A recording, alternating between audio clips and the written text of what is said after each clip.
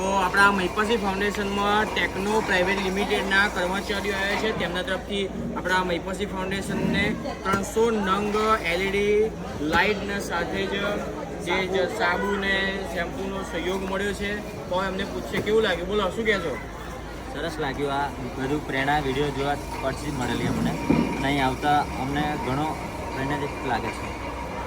બોલો શું કહેજો ભાઈ? અમે એક રીલ જોયેલી, જે હું નાઇટ શિફ્ટમાં ત્યાં આગળ જોબ કરતો હતો, તો મને બાપુની એક રીલ જોવા મળેલી કે એમને 300 લાઇટની રિક્વાયરમેન્ટ હતી.